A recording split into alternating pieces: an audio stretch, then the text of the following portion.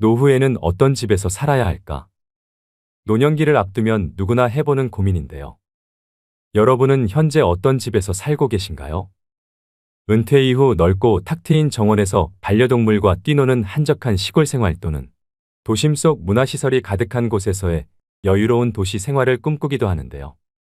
이미 그런 집에서 살고 계신 분도 또는 주거지 이동을 고민 중인 분도 계실 텐데요. 실제로 예비 은퇴자 2명 중 1명은 은퇴 이사를 고민한다고 합니다.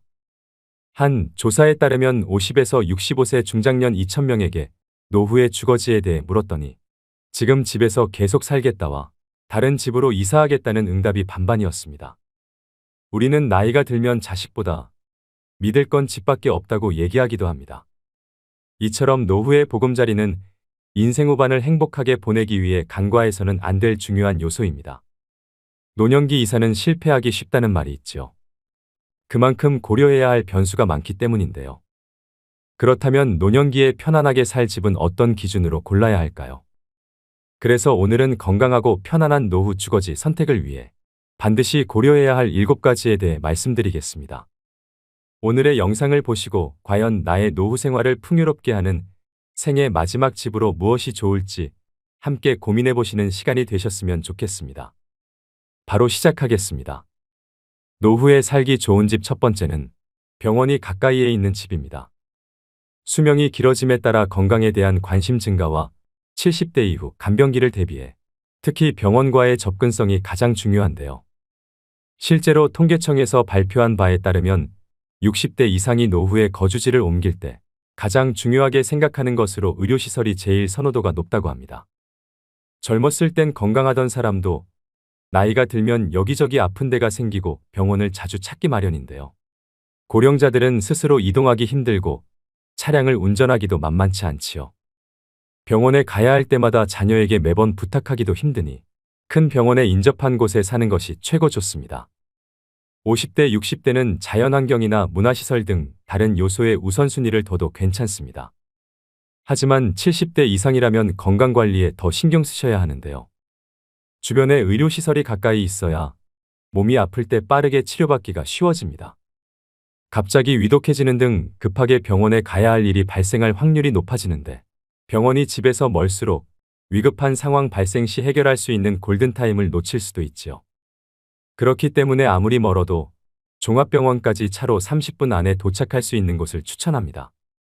이처럼 장래의 간병, 건강관리를 항상 대비하고 싶다면 주변에 의료시설이 잘 갖춰진 곳을 고려하셔야 됩니다.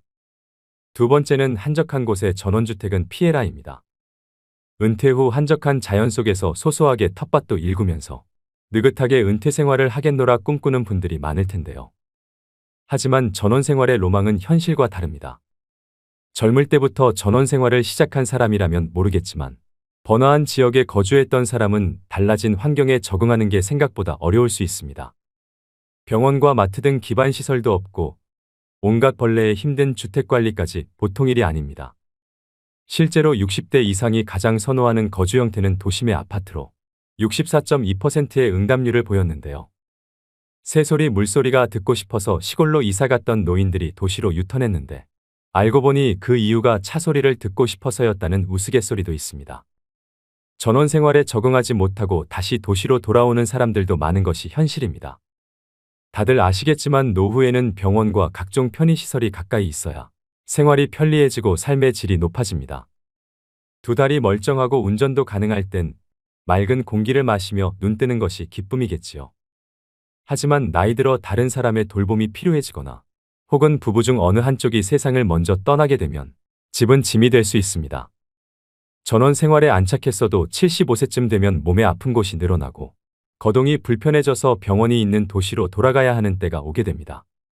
그럼에도 불구하고 나는 건강에 자신 있고 조용하고 자연이 있는 곳을 원한다면 이때는 도심 외곽의 전원 휴양형 주거지보다는 도심에서 1시간 이내 거리의 근교형 입지를 선택하는 것을 추천드립니다. 또는 은퇴 후 경제적인 여유가 되신다면 도시에서 혜택을 누리고 지금처럼 그대로 사시면서 아름다운 곳으로 여행을 자주 다니시라고 말씀드리고 싶습니다. 세 번째는 교육 문화시설이 잘 갖춰져 있는지 바라입니다. 오랜 직장 생활을 끝내 은퇴 이후에는 비교적 시간 여유가 늘어나 무료함을 느끼기 쉽습니다. 이런 여가 시간을 취미 활동으로 보내시는 분들도 있고 또 아직 일을 하시는 분들도 계실 텐데요.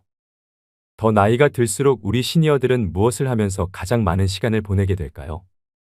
노인복지관이나 도서관, 시민회관 같은 교육이나 문화시설이 잘 갖춰진 곳에서 거주한다면 노후의 여가 생활에 대한 만족도가 높아집니다.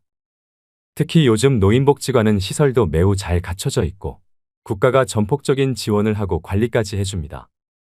평소 외부 활동에 제약이 있던 노인들을 위한 다양한 강의도 구성되어 있는데요. 몸을 움직이는 라인 댄스, 사교 댄스와 오카리나 하모니카 등 악기 배우기, 외국어 공부와 미술 치매 예방 강의 등 양질의 교육으로 노년의 삶의 질 상승에 긍정적인 영향을 미치고 있는데요. 특히 복지관에서는 노인 일자리도 함께 지원하고 노인 맞춤 돌봄 서비스와 독거노인 안심 서비스 등 정말 피가 되고 살이 되는 복지 정보들도 알아둘 수 있습니다. 뿐만 아니라 복지관은 저렴한 식비에 끼니도 든든하게 해결되니 일석삼조가 아닐 수 없습니다. 이처럼 노후에 많은 이점이 있는 복지관 근처에 거주하시면 적극적인 사회 참여뿐만 아니라 노후의 고독감과 외로움에서 벗어날 수 있는데요. 대도시에서 멀어질수록 문화와 취미를 즐길 수 있는 시설이 빈약할 확률이 높습니다. 이주할 곳에 복지관이나 문화센터 등이 충분히 있는지 살펴본 뒤 결정하시면 한층 유익하고 풍요로운 노후 생활을 누리실 수 있습니다. 네 번째는 대중교통이 잘 갖춰져 있는지 봐라입니다. 어르신들은 나이가 들면 기동력이 떨어지는데요. 이동하는데 체력적, 정신적으로 부담이 덜한 곳인지 교통 접근성을 고려해야 됩니다. 대중교통이 불편하면 생활 반경이 좁아지고 먼 거리 외출도 어렵게 되어 자칫하면 고립감마저 느낄 수 있습니다. 특히 병원에 갈 때 자녀와 매번 동행하기 힘들기 때문에 대중교통이 편한 곳에서 사셔야 됩니다. 은퇴 이후에도 나는 경제적 사회활동을 활발히 하고 싶다는 분들이시라면 교통 여건은 더욱 중요한 요소로 작용됩니다. 여기에 본인의 소비 성향도 체크하셔야 되는데요. 평소 전통시장을 잘 이용하신다면 마트 편의점이 아무리 가까워도 멀리 버스 타고 시장으로 다니시는 게 어르신들일 텐데요. 은퇴 이후엔 사소한 돈이라도 절약하려고 하시기 때문입니다. 마트나 병원 등 자주 가는 장소는 걸어갈 수 있는지, 걸어가기 멀다면 대중교통을 이용하는데 불편함이 없는지 살펴봐야 합니다. 또 자녀들이 오기에도 힘들지 않은 곳이면 더 좋겠는데요.